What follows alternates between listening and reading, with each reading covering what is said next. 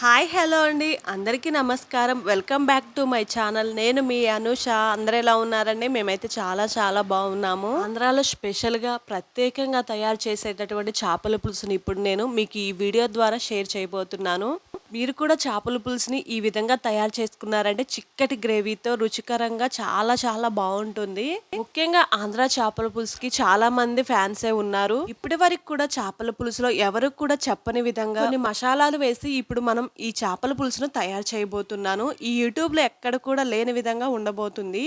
మరి ఇంకెందుకు ఆలస్యం, లేట్ చేయకుండా ఈ చేపల పులుసుని ఏ విధంగా ప్రిపేర్ చేయాలో ఇప్పుడు తెలుసుకుందాం పదండి. అంతకన్నా ముందుగా ఈ రెసిపీలోకి వెళ్లే ముందు నా ఛానల్ని ఎవరైనా సబ్స్క్రైబ్ చేసుకోకపోతే సబ్స్క్రైబ్ చేసుకోండి.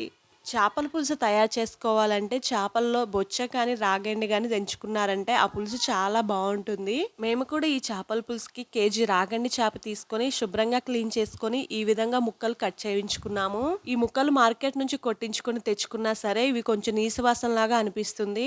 ఈ నీసువాసన పోవాలంటే వీటిని కొంచెం మజ్జిగ ఇంకా నిమ్మకాయ గళ్ళులుప్పు వేసుకొని 4-5 సార్లు కడిగేసుకుంటే సరిపోతుంది. ఈ విధంగా చేపల్ని క్లీన్ చేసుకున్న ముక్కల్లోకి 1.5 స్పూన్ వరకు పసుపు వేసుకోవాలి. నెక్స్ట్ వచ్చేసి మీరు ఎంత కారం అయితే తింటారో దానికి తగిన విధంగా కారం వేసుకోవాలి. ఈ చేపల పులుసుకి కొంచెం కారం ఎక్కువగానే పడుతుంది, ఎందుకంటే చింతపులుసు పోసుకుంటున్నాం కదా. చాలా మంది చేపల పులుసు అంటే అన్ని కలిపి చింతపండు పులుసు పోసుకొని పొయ్యి మీద పెట్టి ఉడికించుకుంటారు. అలా కాకుండా ఈ విధంగా ట్రై చేశారంటే రుచి చాలా చాలా అద్భుతంగా ఉంటుంది.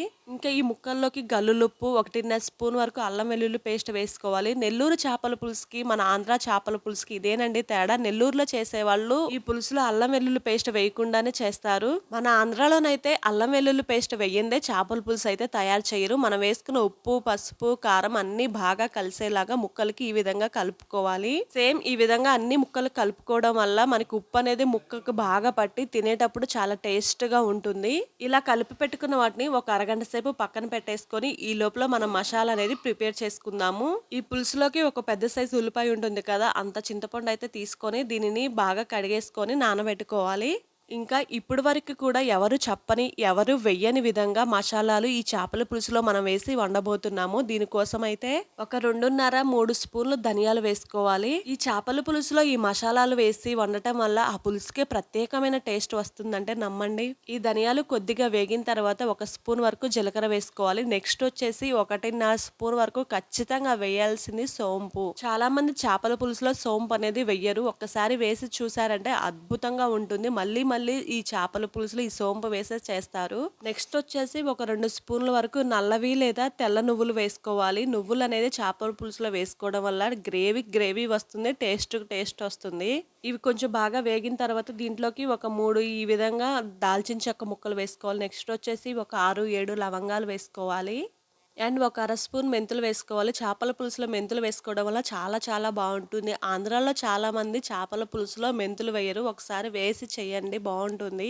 2 ఇలాచీలు వేసుకోవాలి. ఇలా ఎంతమందికి చేపల పులుసు ఇష్టమో నాకు కామెంట్ చేయండి. ఇప్పటి వరకు కూడా చేపల పులుసులో బాదం పప్పు వేసి ఎవరూ చేయలేదు. నేనైతే ట్రై చేశాను ఎలా ఉంటుందని. ఈ బాదం పప్పు వేయడం వల్ల దీని యొక్క ఫ్లేవర్ టేస్ట్ చాలా చాలా బాగుంది. ఈ పులుసు కూడా కొత్తదనంగా అనిపించింది. నెక్స్ట్ వచ్చేసి ఒక 4 లేదా 5 మిరియాలు వేసుకోవాలి. బాదం పప్పు ఎక్కడ కూడా మిక్స్ చేయకుండా వేసుకుని టేస్ట్ చాలా బాగుంటుంది. మనం వేసుకున్న ఈ మసాలాలన్నీ సిమ్లో పెట్టి మాత్రమే వేయించుకోవాలండి. వేగిన తర్వాత బయటికి తీసేసుకోవాలి, మిక్సీ పట్టుకోవాలి. చల్లారిపోయాయండి. మనం మిక్సీ జార్లో తీసుకొని వీటి మెత్తటి పొడిలాగా మిక్సీ చేసుకుందాము. ఈ మసాలా పొడి మెత్తగా అయిన తర్వాత ఒక 4-5 వెల్లుల్లిపాయలు కూడా వేసుకోవడం వల్ల ఈ మసాలా పొడి వెల్లుల్లి ఫ్లేవర్ అనేది చాలా బాగుంటుంది. ఈ పొడిని పక్కన పెట్టుకున్న తర్వాత ఒక ఎండు కొబ్బరి లేదా పచ్చి కొబ్బరి ముక్క తీసుకొని ఈ విధంగా ముక్కల్లాగా కట్ చేసుకోవాలి. పచ్చి కరివేపాకు, కొంచెం కొత్తిమీర, ఒక 2 లేదా 3 పచ్చిమిర్చి, ఒక 2 పెద్ద సైజు ఉల్లిపాయలు ఈ విధంగా చిన్నగా కట్ చేసుకోవాలి. మనం తీసుకున్నటువంటి ఈ మసాలా కూడా మెత్తగా మిక్సీ పట్టేసుకుందాము.